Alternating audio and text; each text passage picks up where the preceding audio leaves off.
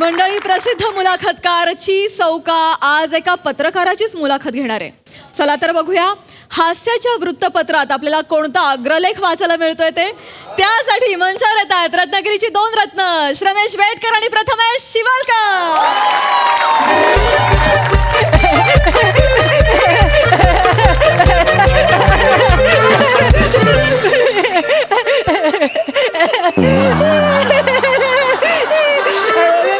नमस्कार सर. हाय सई. भारी दिसतेस. आता लगेच ओतप्रोत प्रेमाने भरलेल्या शेरकडे येऊया. म्हणजे कसं दंगल करायला अक्कल लागत नाही, पण एकमेकांवर प्रेम करायला धाडस लागतं, गट्स लागतात. म्हणून हा माझा शेर गरजेचा आहे. तो अर्ज किया है, इरशाद.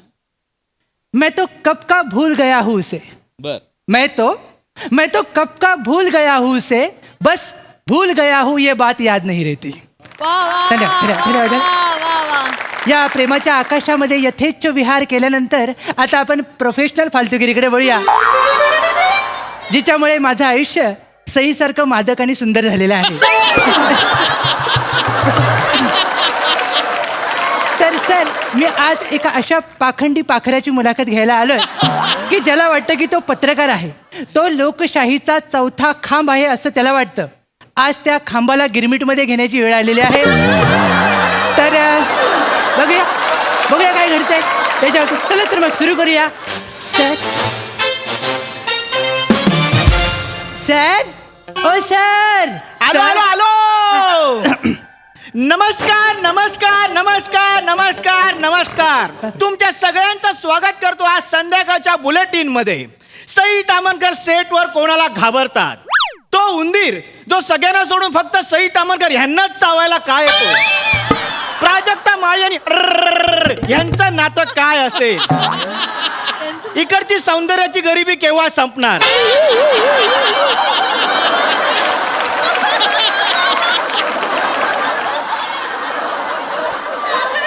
मामनजीच्या शेतातला ऊस 12 महिने टरारलेला का असतो?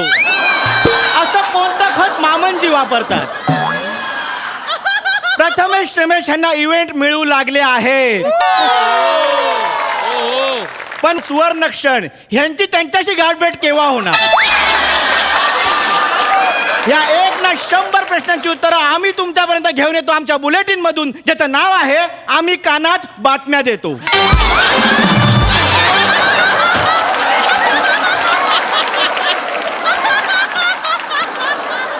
वा वा वा वा वा. सर, तुम्ही नुसत्या कानात बातम्या देत नाही, कानातनं रक्त पण काढता सर. मला एक म्हणायचं होतं सर, आल्याला हे कानाचे बोगदे बुजवायला का घेतले तुम्ही सर? 1 मिनिट. हा. तू माझ्या घरात येऊन माझ्याशी बोलतोयस? ए, सर. कोण आहेस तू? ए, सर. उद्याची हेडलाईन की कालची शिळी बातमी? नाही सर, सॉरी सर. सर बाबलेजी, मला तुम्ही सांगायचं नाव गेले सर.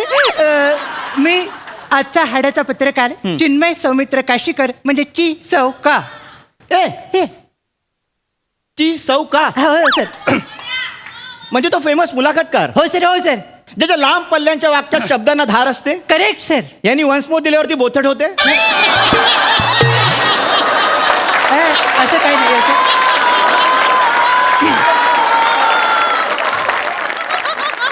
सर असं काही नाहीये. माझ्या पल्लेदार वाक्यांमुळे यशाची दारं उघडतेच सर. कुठल्याही यशाच्या दाराबद्दल बोलतोयस? काय? आपण दोघं सकाळी शूटिंगला येतो तेव्हा वॉचमॅन सुद्धा छोटा गेट उघडतो. असं ते सर, असं ते सर. निराश होऊ नका. थेंबे थेंबे तळे साचे सर. तळे साचे त्याच्यावर कोणी भराव टाकलं तर? त्याच्यातनं जी बिल्डिंग उभी राहील ना, त्याच्या पेंट हाऊस मध्ये आपण राहूया सर. पुन्हा एकदा छोट्या बोयाची मोठी स्वप्न. सर या सर, या सर. बसा. बसा सर. हा. सर आपण खूप बोललो, हो. आता मुद्द्याकडे येऊया सर. ओके. कारभारी उठलाय रामाच्या भारी, जरा धीर जरा, या सदराखाली मी तुमची मुलाखत घ्यायला आलो सर. सर मुलाखत सुरू करण्या अगोदर मी तुम्हाला सांगू इच्छितो हा? की मी एक हाडाचा पत्रकार आहे सर. माझा जिभेचा मणका प्रचंड ताट आहे सर. हे लक्षात घ्या. आणि मी पत्रकारितेचा एक फार मोठा प्रचंड फॅन आहे सर. ओ. तर ॲज अ फॅन, तर ॲज अ काय तुमचं काय आलं काय? नाही, एक response दिला. Yes, yes, yes. तर ॲज अ फॅन मला तुम्हाला पहिले प्रश्न विचारायचे सर की तुमचं नाव काय? ते जर एकदा आम्हाला कळलं की बिना मुहूर्ताचं आम्ही तुम्हाला सोलायला घेऊ सर. माझं नाव मला सांगायला आवडेल. काय सर? माझं नाव आहे पत्रकार दाबला.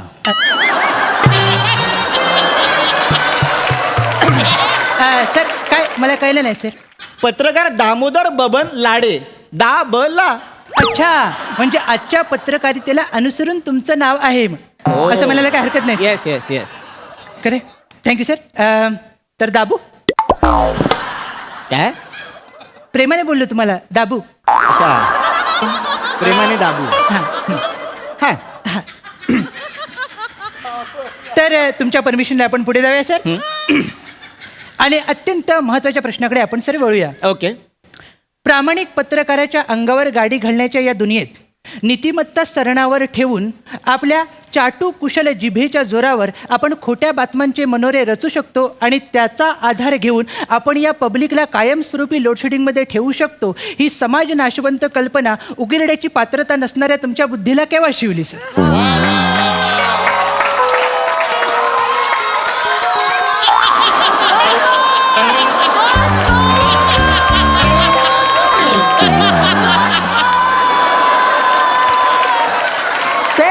याची धार बोचट करू. Sir once more. नाही सर, नको sir. Sir once more. Sir नको सर. काय आलं? सर नको सर.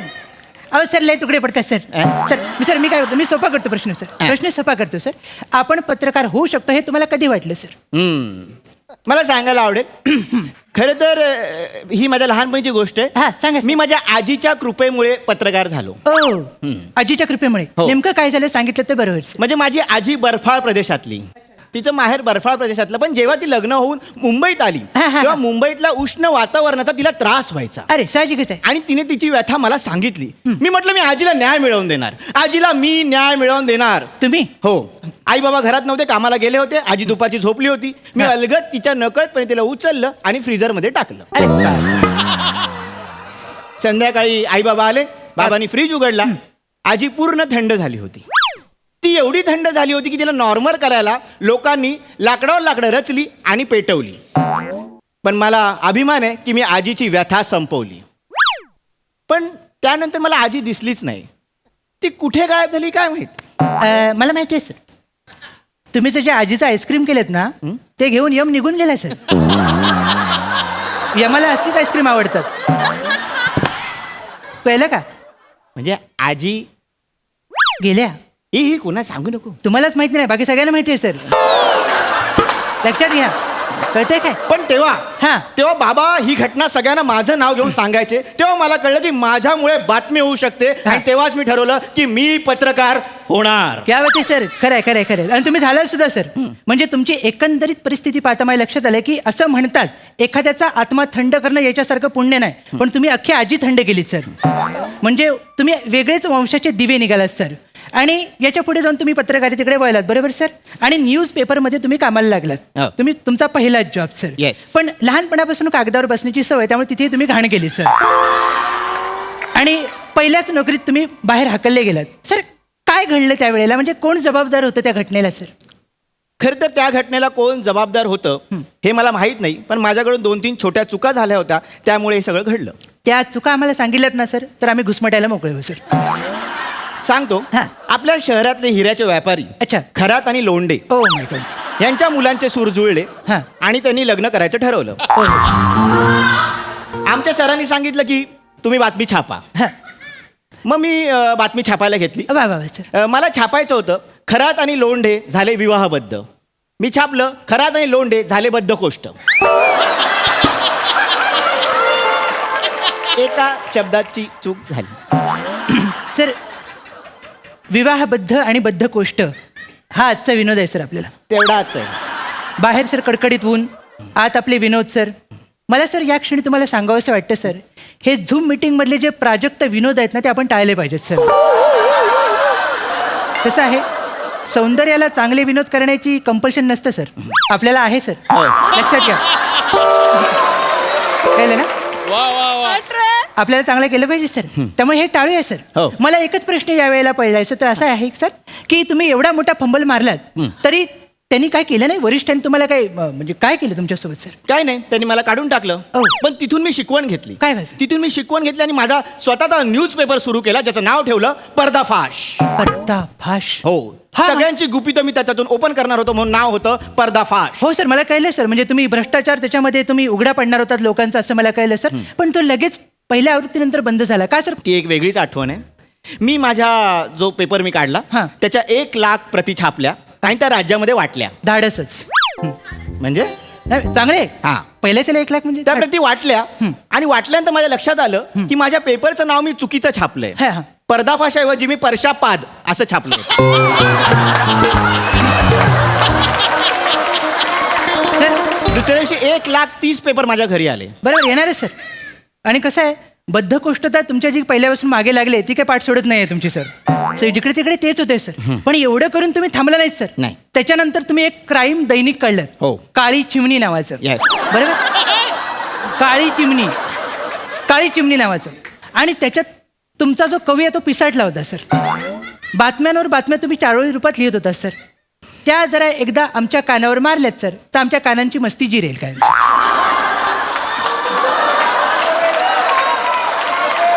कानाची मस्ती जिरेल हा प्रश्न असतो का इंटरव्ह्यू मध्ये? सर सर असं असते सर. हा इंटरव्ह्यू चालू आहे ना? हो सर गेली 4 वर्ष आपण हेच करतोय सर. मला सांगायला आवडेल की मी ते क्राईम दैनिक काढलं. अच्छा. मला नेहमीची क्राईम रिपोर्टिंग करायची नव्हती. म्हणून मला थोड्याशा आकर्षक हेडलाईन तयार करायच्या वाटल्या आणि म्हणून त्या हेडलाईन्स मी टाकल्या. कोणत्या सर एकदा मला सांगायला आवडेल म्हणजे एक हेडलाईन होती की नवरा निघाला वैरी भांडणाचं कारण कैरी. चांगले. त्याच्यानंतर दुसरी हेडलाईन होती ती नाही म्हणाली हो म्हणून आवाज आला ठो. क्या बात आहे. सुंदर आहे सर. आणि सर्वात जवळची हेडलाईन जी मला खूप आवडली जी मला 3 दिवस विचार केल्यानंतर सुचली ती अशी होती शेजाऱ्याने केला घात 3 शिट्ट्यानंतर शिजतो भात. असा आज सायलेन्स होता. या सर कळलं ना. रिस्पॉन्स कळला ना सर. येस. सर मी तर अजून एक बातमी वाचली होती तुम्ही विसरलात सर. कुठली रे? एका मामाने स्वतःच्या भाच्याला त्याच्या प्रेयसी सोबत पकडलं. या बातमीला तुम्ही काय लिहिलं होतं? मामाने पकडली भाच्याची घुस दोन्ही घरात धुसफूस धुसफूस. या हेडलाईनचा मी ऑडिओ पण पाठवला होता चाल लावून. कुठले मामाने हेच चुकतं सर. हा. तुम्हाला लक्षात आलं की मोठ्यांसोबत तुमचं काय होत नाहीये सर. म्हणून तुम्ही लहान मुलांकडे वळलात सर. Yes. एक छोट्या मुलांसाठीचं चॅनल सुरू केलं सर. हो किशोर या नावाने. आणि तुम्ही पहिल्याच एपिसोडमध्ये एक कविता सादर केली. हो मी लहान मुलांसाठी कविता सादर केली जी म्हणजे मी सादर करूनच दाखव. सर तुम्ही सादर कराच म्हणजे उद्याच्या मी डॉक्टरची अपॉइंटमेंट घ्यायला मोकळे हो सर. मुलाखतच आहे. Yes, मला कसं हा तर मी लहान मुलांसाठी कविता सादर केली. Yes, sir. कवितेचं नाव होतं कणा कळना. जी मी त्यांच्या अंगाने सादर केली. हा ओळखलत का सर मला पावसात आला कोणी कपडे होते करडमलेले केसांवरती पाणी क्षणभर बसला नंतर हसला बोलला वरती पाहून गंगामाई पाहुणी आली गेली घरट्यात राहून आता काय करायचं नाही मी सांगतो. प्रसाद सर हा. तुमच्या मनात जे आता 4 शब्द आलेत ते आपण टीव्हीवर दाखवू शकत नाही.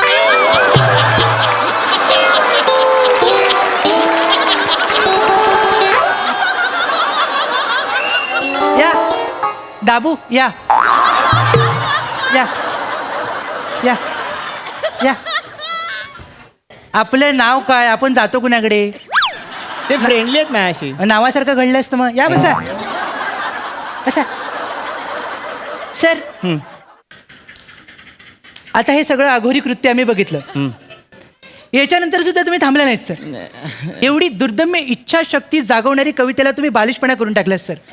किती चुकीचं आहे सर. एवढं करून पण तुम्ही थांबला नाहीत सर. त्याच्यानंतर तुम्ही युट्यूबला एक चॅनल काढलं सर. हो माझ्या चॅनलचं नाव होतं आता उघडतोच. 3 सेकंदात बंद झालं सर. ते 3 सेकंदात बंद झालं. एकच सबस्क्रायबर होता तुम्ही. आणि मी असं ऐकलं की चर्चासत्र वगैरे काहीतरी आयोजित करणार होता त्या हो channel वर. मी खूप दाहक चर्चासत्र आयोजित करणार होतो. कुणाबरोबर सर?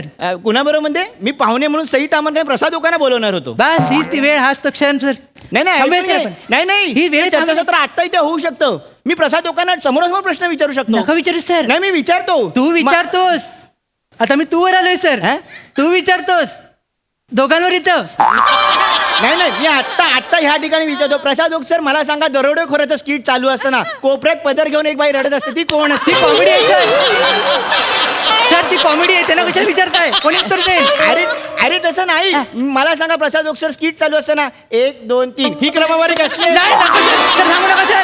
सर अरे काय बोलताय सर तुम्ही? नाही, पुढचं पण विचार काय? मला सांगा, प्रसाद ओक सर, तुम्ही चणे शेंगदाणे केव्हा खायला सर मी लागला? निघते सर, सर मी निघते. मला सांगायचं नाही सर, मला सांगायचं नाही सर.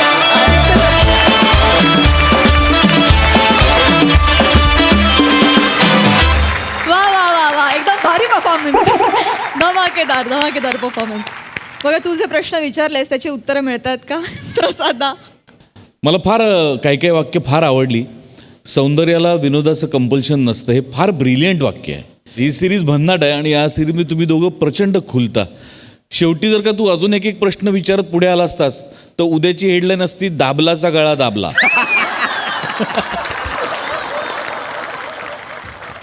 ही जी नावं तुम्हाला सुचतात किंवा ह्या ज्या वेगवेगळ्या क्लुप्त्या तुम्हाला सुचतात की काय त्याच्या आयुष्यात घटना घडल्या असतील आणि त्याचं काय झाला असेल परिणाम, या इतक्या ब्रिलियंट असतात की त्याच्या म्हणजे त्या बुद्धिचातुर्यासाठी टाळ्या वाजल्या पाहिजेत तुमच्या दोघांच्या.